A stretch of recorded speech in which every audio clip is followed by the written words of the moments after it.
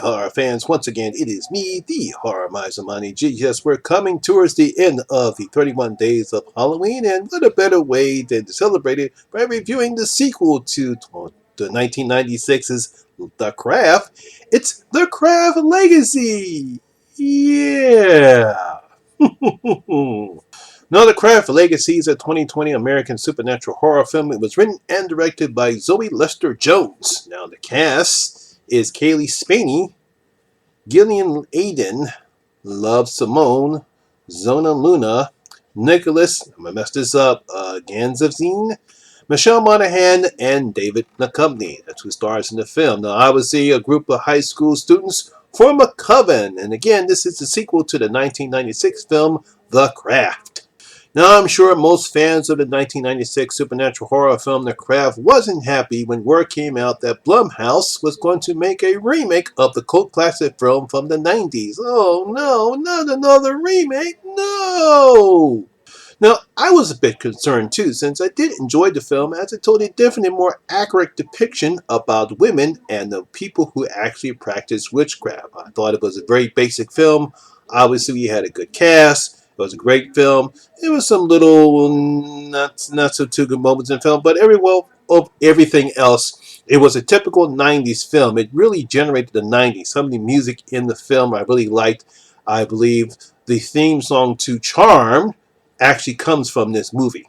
Now, some people were put at ease when newcomer Zoe Lister-Jones was brought in to write and direct the film. Now, obviously, the original film was written by a man and directed by a man, but we saw how good that film was. So here we actually have a woman who's going to not only wrote the film but directed. So she definitely will have a good idea of how to depict women who practice witchcraft in this film.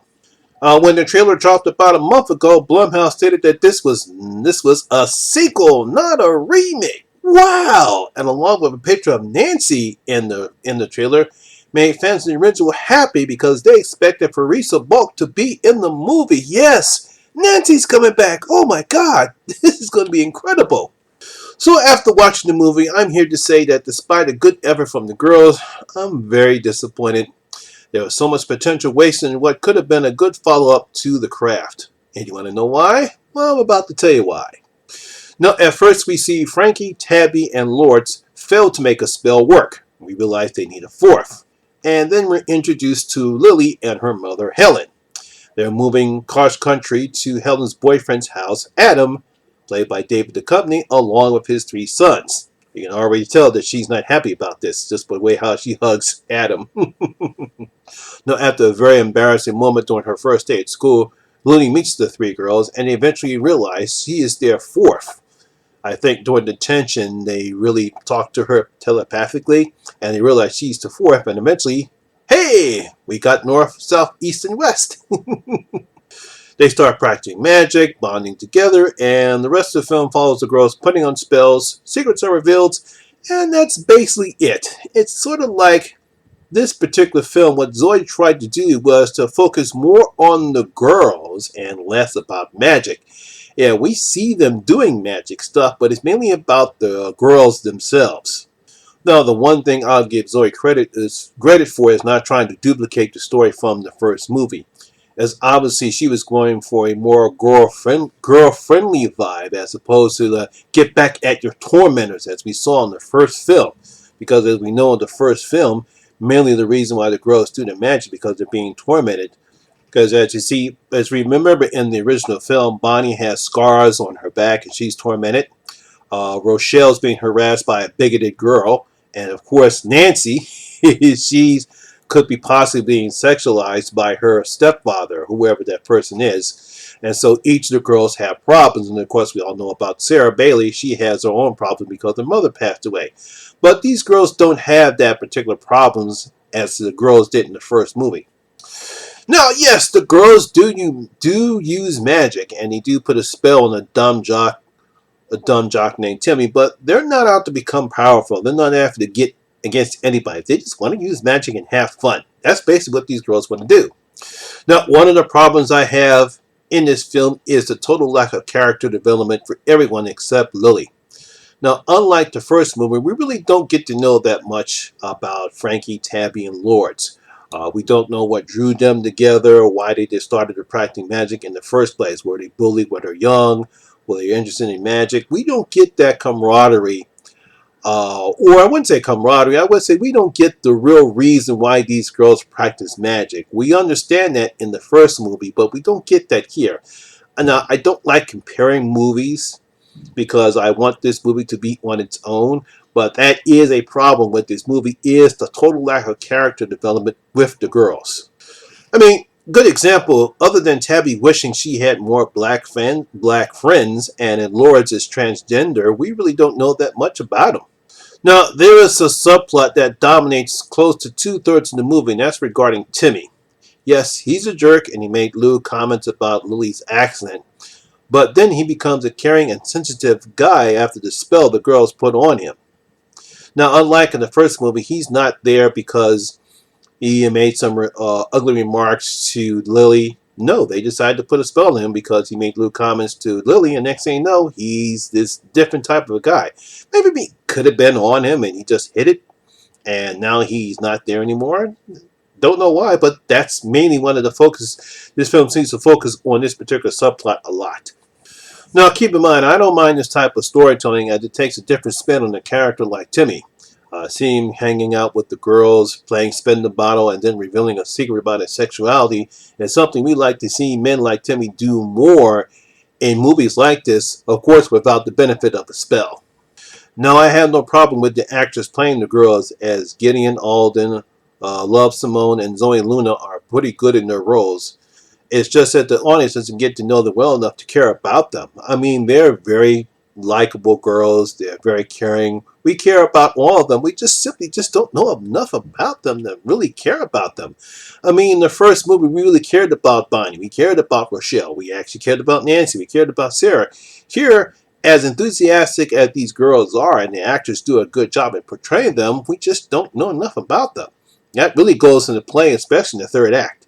Now, Kaylee Spaney from Pacific Rim Uprising and Bad Times in El Royale is okay as Lily. She's nervous when she's practicing magic with the girls in the beginning, but after that, Lily becomes happy, delightful, funny. You can see a total change in Lily. Now, it does go by fast, and I really like the pacing of it. We don't spend a lot of time with them. Obviously, there are scenes in the movie from the first movie to get from that one. We just don't get the music, like, stiff as a board, light as a feather, that scene right there. Well, we see that aspect in magic scenes when we see the girls practicing magic. So we did get that aspect of the film. And again, it really shows the camaraderie that the girls do. Now, Kaylee does a good job in showing the emotions for Lily when the truth about her background is revealed. No, she shows the correct amount of anger, hurt, and betrayal once she finds out who she really is. Now, as much as I love Mulder, I mean David Duchovny, I believe he was miscast as Adam. Now, it could be because of that lackluster third act, or it could be the fact we're not provided with any type of motivations for his actions other than that men must rule crap that we saw back in Black Christmas 2019. I mean, he's there. We see some aspects of his character. He's some type of motivational speaker for men. He goes around the country talking, men do this and men do that crap. But we really don't get to know that much about him. And then when that third act happens, when we find out who he really is, it's like, okay, where did this come from? And I am not going to simply talk about Farika's Bulk's appearance in the movie. I'm pretty sure people who've seen the film know what I'm talking about. I'm guessing her role in the movie was supposed to be a shock to the audience, but it comes off flat and cliched. I mean, we see in the trailer that we know that Nancy's going to be in the film, but that scene is not shown in the film. I don't know why Blumhouse always does this.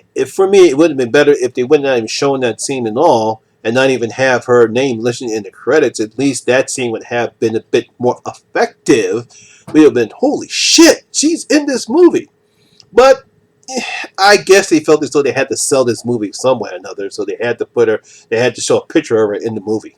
Yeah, I really truly wanted to like this film because it had a lot of potential to be a good sequel, and I'm sure Zoe had good intention when she wrote the story down. I'm pretty sure it looked pretty good on paper. She does a good job directing. Like I said, we have some nice scenes.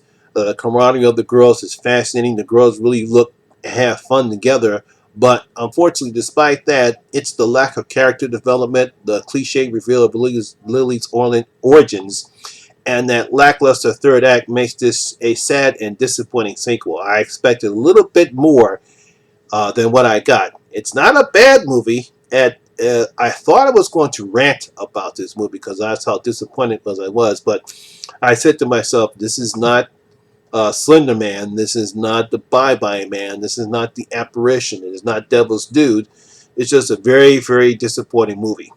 So, I'm going to give The Craft Legacy 1.5 out of my 5 bloody gold coins. Get 1.5 out of my 5 bloody gold coins. If they only would have developed the characters a little bit more and not have that lackluster ending in the third ending, I probably would have raised it a little bit more. But it's only going to get 1.5, and truly disappointing in this one. So, my horror fans, have you seen The Craft Legacy? What do you think about it? What do you think? Were you expecting the secret reveal about Lily's origins? Were you satisfied with this movie? Did you enjoy it? Leave your comments on the comment section below and tell me what you thought about The Craft Legacy. Once again, that's my video for today, guys. Hope you did enjoy it. If you did, please like and share. Also, if you're new here, please hit that subscriber button and ring that notification bell. That way you'll be notified anytime when I put up new videos such as this one. Once again, my name is Lamont Smith, better known as the Horror by Zamani G. And always remember that horror rules. And I'll see you in my next video. I'm out.